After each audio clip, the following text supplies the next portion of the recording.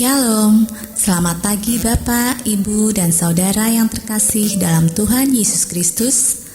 Kita berjumpa kembali dalam sapaan dan renungan pagi GKI Salatiga. Hari ini, Senin, tanggal 18 September 2023, bersama saya Isabella Kambuno. Sebelum kita membaca dan merenungkan firman Tuhan, marilah kita berdoa memohon pimpinan Roh Kudus. Selamat pagi Bapa, selamat pagi Tuhan Yesus. Puji syukur kami naikkan ke hadirat Tuhan atas anugerah keselamatan, nafas kehidupan, dan kesehatan yang telah Tuhan karuniakan kepada kami pada hari ini, sehingga kami dapat memulai hari yang baru untuk berkarya sesuai talenta yang Tuhan berikan kepada kami. Sebelum melaksanakan tugas dan kewajiban kami mohon pimpinan Roh Kudus agar kami dapat bersaat teduh, membaca dan merenungkan firman Tuhan. Terima kasih Tuhan, dalam nama Tuhan Yesus Kristus kami berdoa, memohon dan mengucap syukur. Amin.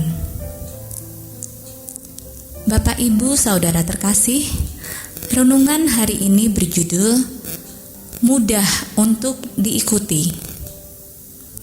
Firman Tuhan yang mendasarinya diambil dari 2 Korintus pasal 1 ayat 24 yang berbunyi, "Bukan karena kami mau memerintahkan apa yang harus kamu percayai karena kamu berdiri teguh dalam imanmu. Sebaliknya, kami mau turut bekerja untuk sukacitamu." Kepemimpinan bukan sebatas perintah, nasihat, dan teguran. Tahukah Anda bahwa pola, ritme, dan kebiasaan yang dibangun seorang pemimpinlah yang akan membentuk perilaku orang-orang yang dipimpinnya?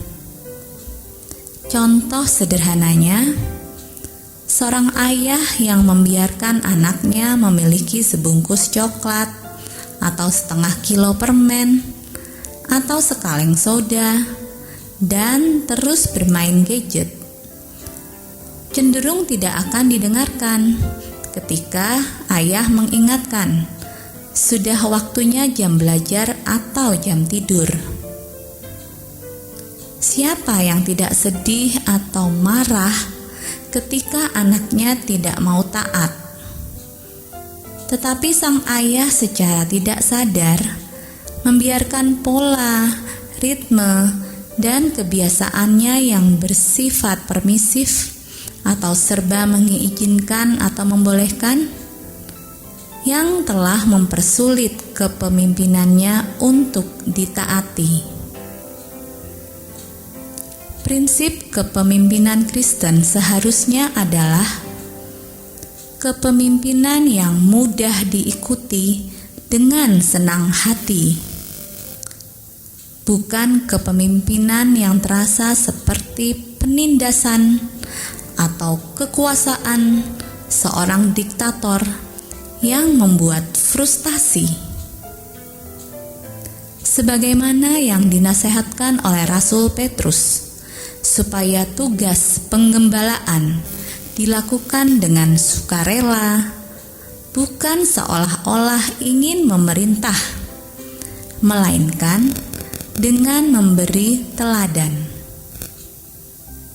Inilah cara pemimpin membuat ketaatan dan ketundukan menjadi sesuatu yang mudah diikuti dan dilakukan dengan senang hati.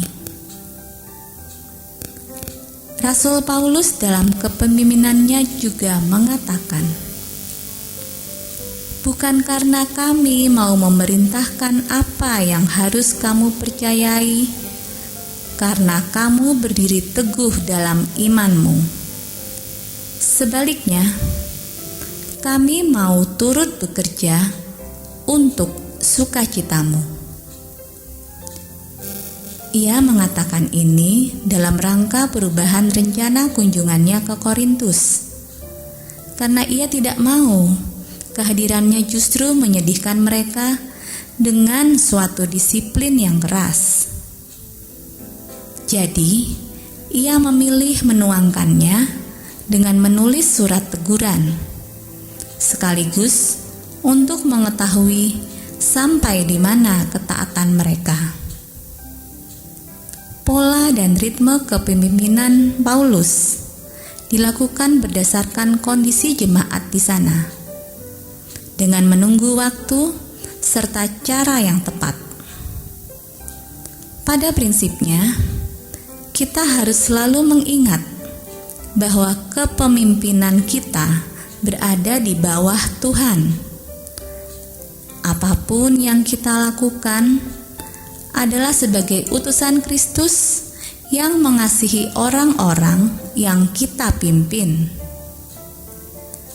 Mari kita usahakan pola kepemimpinan yang membuat ketaatan dan ketundukan menjadi sesuatu yang mudah untuk diikuti. Mari kita berdoa. Terima kasih Tuhan Yesus atas firman yang telah kami renungkan pada pagi hari ini. Tuhan Yesus, kami bersyukur untuk teladan kepemimpinan yang telah Tuhan berikan. Mampukan kami untuk menjadi pemimpin yang mengasihi orang-orang yang Tuhan percayakan untuk kami pimpin. Kiranya hikmat Tuhan turun atas kami. Di dalam nama Tuhan Yesus Kristus, kami berdoa dan mengucap syukur. Amin. Bapak, Ibu, Saudara yang terkasih dalam Tuhan Yesus Kristus, mengingat kepemimpinan kita berada di bawah Tuhan, apapun yang kita lakukan adalah sebagai utusan Kristus yang mengasihi orang-orang yang kita pimpin. Pola dan ritme kepemimpinan kita mempengaruhi sulit atau mudahnya suatu perintah untuk ditaati dengan senang hati. Selamat berkarya melaksanakan tugas dan kewajiban kita sepanjang hari ini. Kiranya Tuhan Yesus memberkati kita semua.